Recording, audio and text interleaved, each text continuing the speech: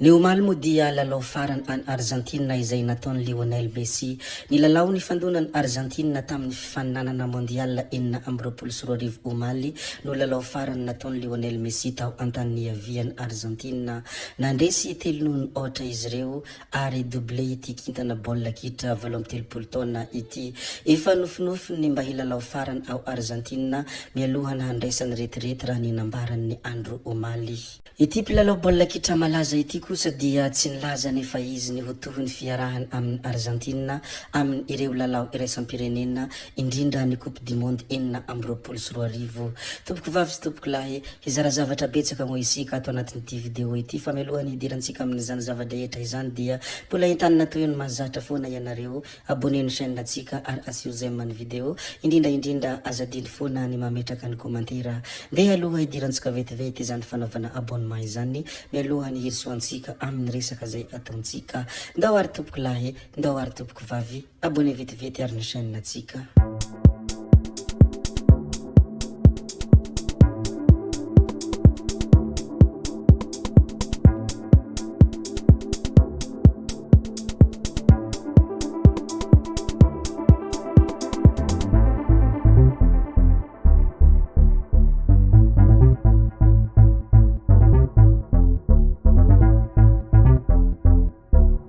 Ity fanambarana izay nataony présidence de la république ity moa no lazaintsika voalohany indray ato anatin'ny ity video ity.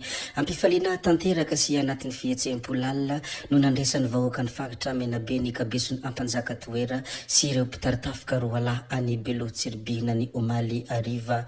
Ho tanterahany filohan'ny republika any Belo ny famerinana amin'ny fomba ofisialy izany kabeso izany ho antaranany sy ny vahoaka sakalava iray manontolo. Isorana manokana foana moa ny fitondram-panjakana izay tariny Andriamatoa Filoha Andry Rajoelina noho ny fanomezana lanja izany kolotsaina maha-malagasy izany. Faniresaka ekipam-pirenena Barea moa dia nirantsika nalala fa ny Omaly dia nifandona tamin'ny Centre Afrika izy ireo ary nivoaka mpandresy roa noho ny otra. Faharoa vonjomaika araka izany ny Barea ao amin'ny vondrona izay misy izy ireo. 17 hatreto no isa azon'ny Madagasikara taorian'ny andro fahafito izay nandresen'ny Centre Afrika roa noho ny otra.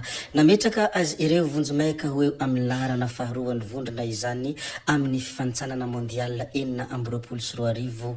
Ghana no mitarika vonjomaika izay manana isa 12, Mali kosa niakatra fahatelo rehefa nandresy 3 noho ny otra ny Komoro. Samy manana isa 12 ny roa tonta araka izany. Ny tena tsaratsara kokoa dia mila mitady fandresena amin'ny Tchad indray ny Barea amin'ny andron'ny alatsinainy ho avy zao mba hakana isa 3 hitazomana ny laharana. Fa amin'izao dia laharana faharoa vonjomaika i Barea de Madagasikara. Rehefa avy niresaka ny mikasika ny ekipam-pirenena malagasy Barea mo isika dia ndeha arisika hizarakely ny lakile ny fahombiazana izay nambarany Andriamatoa Marc Ravalomanana ilay filohan'ny Madagasikara teo aloha.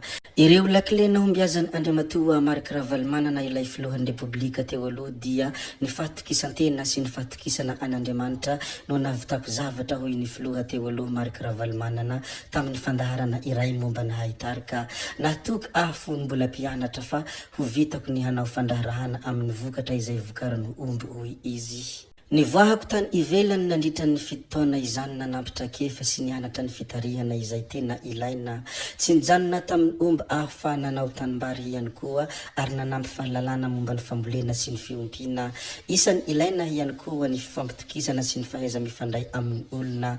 Isika samy malagasy dia mora ihany fa ny vahiny no somary sarotra hoy ity filoham-pirenena teo aloha ity. Firenena maro no teteziny rehefa lasa filoha izy nakana trakefa amin'ny fomba fiainan'izy ireo mba hanatsarana ny teto antoerana. Iremo anisan'ny lakile na tsy ambaratelo ny fahombiazana izay nambarany Andriamatoa Filoha Marc Ravalomanana rehefa ny vahiny tao anatin'ny fandaharana iray momba ny haitarika ny tenany. Raha fintinina moa ireo rehetra izay nolazainy dia ny fahatokisantena sy ny fahatokisana an'Andriamanitra no anisan'ny lakile sy ny tsy ambaratelo lehibe ho an'ny fahombiazana. Hiresadresaka ny fanehoan-kevitra izay nambarany Ramatoa Harriet Moisika ny mikasika ny tetikasa fanavozana. Nilaza moa ity Ramatoa ity ny hoe ny tetikasa fanavozana lehibe rehetra nataiza ny firenena nanaovana azy dia tsy maintsy misy fanohirana sy fimenomenonana foana aloha fa rehefa tena vita sy ampiasaina eo kosa izy reny dia hita ny tena antipisiany ary adopteny be sy ny maro ihany koa izany.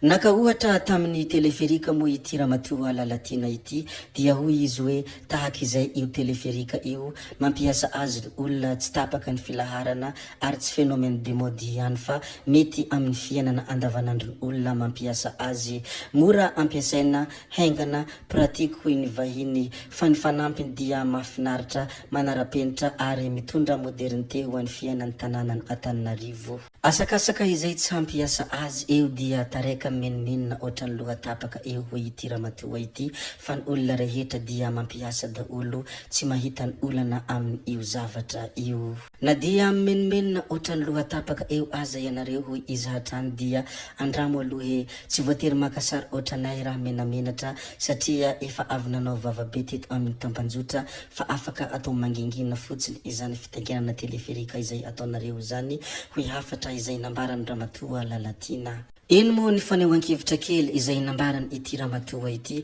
ny mikasika ny tetikasa fanovana. Rehefa voalazantsika moa ny mikasika an'izay dia andeha arisika ilaza ny zavatra hafa indray. Nandefa hafatra mahitsy izay miantefa amin'ny tanora malagasy moa i Andriamatoa Patrick Raharmanana.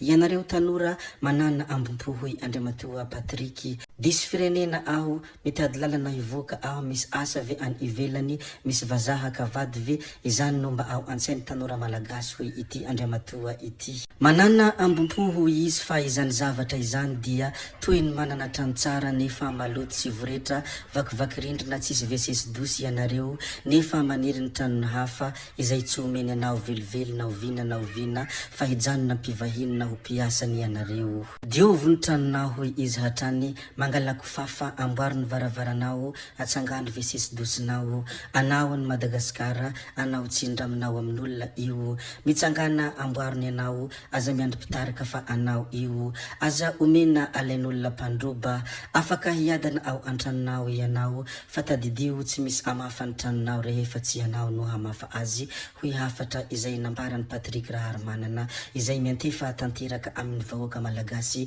indrindra tanora malagasy izay mba hoanana ambompo ho an'ny fitiavan-tanindrazana sy fitiavana ny firenena. Betsabetsaka moa ny zavatra izay efa nasiantsika resaka tato. Nilaza ny fanehoan-kevitra izay nambarany Ramatoa Lalatina Moisika ilay hoe menomenona ohatran'ny lohatapaka. Nilaza ihany koa ny lakile sy ny tsiambaratelon'ny fahombiazana izay nambarany filoha teo aloha Marc Ravalmanana. Tato koa isika niresaka ny mikasika ny kabesony ampanjaka toera ary niresaka ny mikasika ny fanatanjahantena baolina kitra ihany koa. Ka hoy hoe betsaka ny zavatra izay efa voalaza ka tsy valamparana intsony. Ajanona antsika hatreko ny videontsika tompoko vavy sy tompoko lahy koa dia mankasitraka anareo na vitanay hatramin'ny farany ary mbola manentana anareo foana ny mbola hanaraka ny video manaraka izay alatsaka hiaty misesisesy zay fa tsy halavenay ny resaka hametra veloma izahay veloma vetivety fa tsy hoe akory veloma mandrakizay amin'ny manaraka indray no manao ny misimisy veloma ary tompoko lahy veloma tompoko vavy.